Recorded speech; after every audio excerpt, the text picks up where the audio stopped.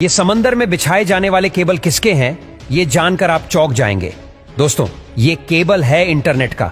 Internet समंदर के अंदर से चलता है। जी हाँ, यकीन नहीं हो रहा है ना, लेकिन ये सच्चाई है।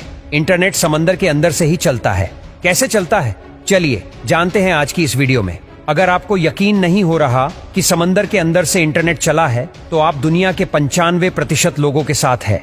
उन्हें भी यकीन नहीं हुआ था जब उन्हें पता चला था कि समंदर के अंदर इंटरनेट चलता है। अब आप कहेंगे कि इंटरनेट तो सैटेलाइट और मोबाइल टावर की मदद से चलता है।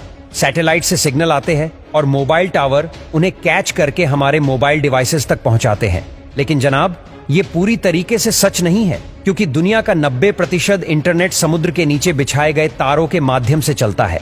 दोस्तों, यहाँ हमें एक डायग्राम दिखा रहे हैं जिसमें आपको समुद्र तट पर केबल स्टेशन नजर आएगा और उससे होकर जाती हुई एक लाइन दिखाई दे रही होगी, जो कि है एक सी केबल, या जिसे सबमरीन केबल भी कहा जाता है। यही वो माध्यम है जिससे इंटरनेट चलता है और ये पूरी दुनिया में बिछा हुआ है और समुद्र की सतह से हजारों मीटर की गहराई में इन्हें बिछाया जाता है। इस केबल में हर थोड़ी दूरी पर रिपीटर या एम्पलीफायर लगाए जाते हैं ताकि इंटरनेट सही तरीके से काम कर सके। दोस्तों, इंटरनेट को पूरी दुनिया में पहुंचाने के लिए इन सबमरीन केबल्स को समुद्र के अंदर से निकालकर एक देश से दूसरे देश तक बिछाया जाता है। जब आप मोबाइल या कंप्यूटर पर ऑनलाइन कोई गेम खेलते हैं, तो आपके साथ कई और लोग भी जुड़ जाते हैं जो आपसे कोसों दूर रहते हैं, लेकिन आप उनके साथ रियल टाइम में गेम खेल पाते हैं। ऐसा ही कुछ सिस्टम इंटरनेट का है। दुनिया में कई सर्वर्स है जिन्हें आपस में जोड़ने के लिए इन सबमरीन केबल्स का सहारा लिया जाता है, और जब ये सर्वर आपस में जुड़ जाते हैं तो इनमें आसानी से डाटा ट्रांसफर होता है और इंटरनेट स्मूथली चलता है। इस पिक्चर में आपको एक एम्पलीफायर दिखाई दे रहा होगा।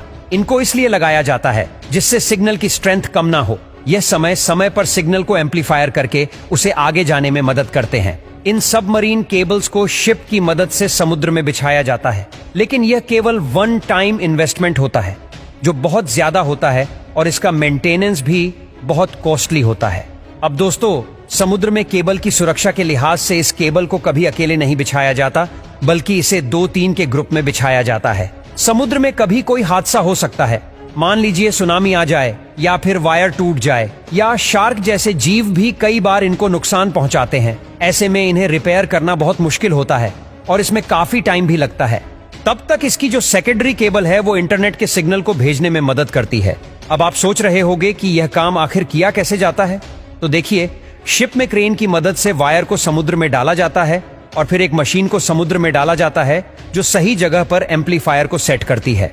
क्योंकि दोस्तों, समुद्र में कई जगह गहराई बहुत ज्यादा होती है, वहां गोताखोरों का जाना भी सुरक्षित नहीं होता, इसीलिए यह पूरा काम मशीनों से लिया जाता है और ये वायर पूरी तरीके से चेक भी करते हैं। चलिए, अब आपको वायर्स के बारे में बताते हैं। देखिए, ये वायर ओपन है।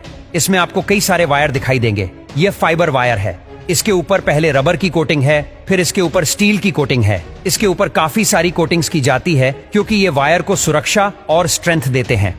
और दोस्तों, ये जो 100 से भी ज्यादा वायर आपको नजर आ रहे हैं, इन्हें ऑप्टिकल फाइबर बोलते हैं और यही वायर इंटरनेट के सिग्नल को लेकर जाते हैं। और ये एक वायर 100 MBPS के डाटा को ट्रांसफर कर सकता है। लेकिन आजकल जो केबल आ रही है वो तो 1000 MBPS 1000 MBPS तक का डाटा ट्रांसफर कर सकती है। दोस्तों, इन्हीं केबल्स से दुनिया के सारे सर्च इंजन का डाटा एक जगह से दूसरी जगह ट्रांसफर होता है। लेकिन इतनी सुरक्षा के बाद भी अगर कभी कोई वायर डैमेज हो जाता है तो फिर गोताखोर समुद्र में जाकर इसे रिपेयर करते हैं। आपको बता दें कि ये एक वायर लगभग 25 साल तक काम कर सकता है और इसीलिए इतने समय तक समुद्र के अंदर रहने पर इसमें काई वगैरह जम जाती है। अब आप सोच रहे होंगे कि आखिर समुद्र में केबल बिछाने का काम कौन सी कंपनियां करती है, तो दोस्तों, बहुत ही कम कंपनियां हैं जो ये काम करती है, जिन्हें टियर वर्क कंपनी कहा जाता है। ये कंपनियां पूरी दुनिया के समुद्रों में सबमरीन केबल बिछाने और उसे के मेंटेनेंस का काम करती है। भारत में भी लगभग हर बंदरगाह पर यह सबमरीन केबल्स बिछी हुई है। भारत में सबमरीन केबल का सबसे बड़ा जंक्शन मुंबई में है और वो पूरी दुनिया के साथ जुड़ा हुआ है। अगर इंटरनेट सबमरीन केबल से चलता है तो ये एयरटेल, आइडिया, जियो हमें इंटरनेट कैसे दे पाते हैं? तो दोस्तों, ये सबॉर्टियर 2 कंपनी है जो इन सबमरीन केबल वाली कंपनियों से इंटरनेट खरीदकर उसे हम तक पहुंचाती है। और दोस्तों, इंडिया में जो सबसे बड़ा केबल नेटवर्क है वो टाटा ग्रुप का है।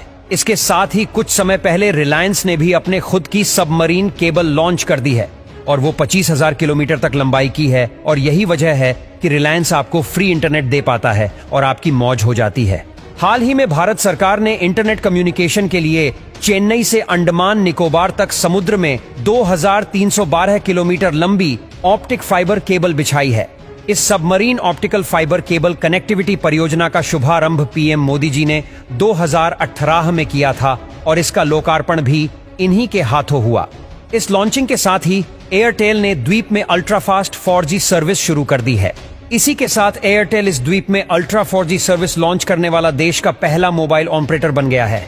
इसके अलावा रिलायंस इंडस्ट्रीज की टेलीकॉम सब्सिडियरी रिलायंस जियो भी बढ़ती डाटा मांग को पूरा करने के लिए भारत केंद्रित इंडिया सेट्रिक सबसे बड़ी अंतरराष्ट्रीय सबमरीन केबल सिस्टम का निर्माण कर रही है। दोस्तों, अब वो दिन दूर नहीं जब हो सकता है कि दुनिया के कई देशों की तरह हमारे देश में भी इंटरनेट हमेशा के लिए फ्री मिले और वो भी 5G की स्पीड से।